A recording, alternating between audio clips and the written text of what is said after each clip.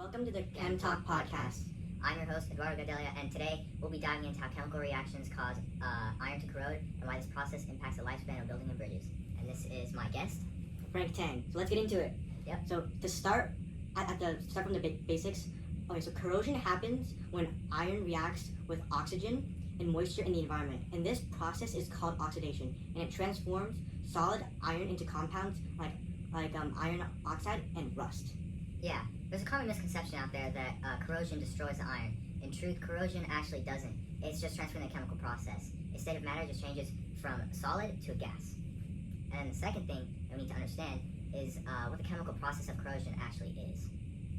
Yeah, so corrosion is when a material's chemical composition just changes, right? Yeah.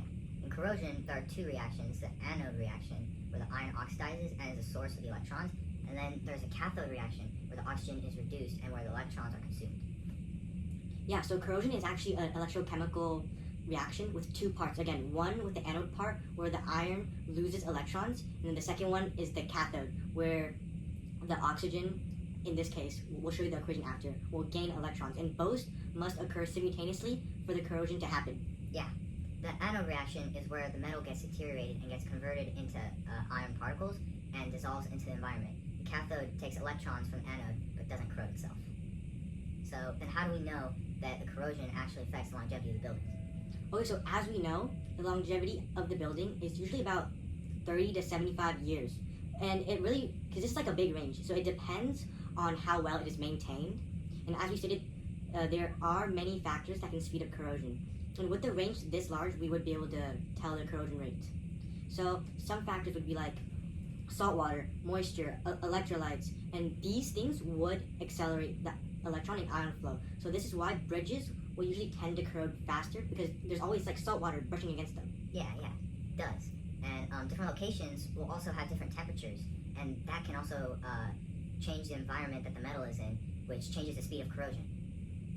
Yeah, so at different locations there will, so like, yeah, of course there's different temperatures, and this change in the environment would just speed up and or slow down the speed of corrosion. But wait, there are different isotopes of iron. Does that change the corrosion rate? Like how fast it erodes?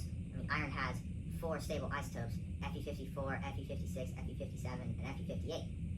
So surprisingly not really, because there are only a couple common iron isotopes, which again buildings will use, because they won't really get their hands on like a large amount of like the rarer ones.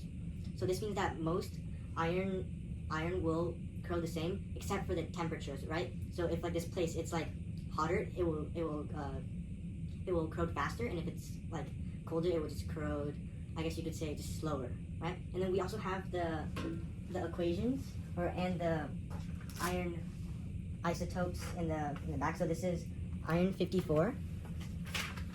This is iron 57. And then we also have iron 56 and iron 58.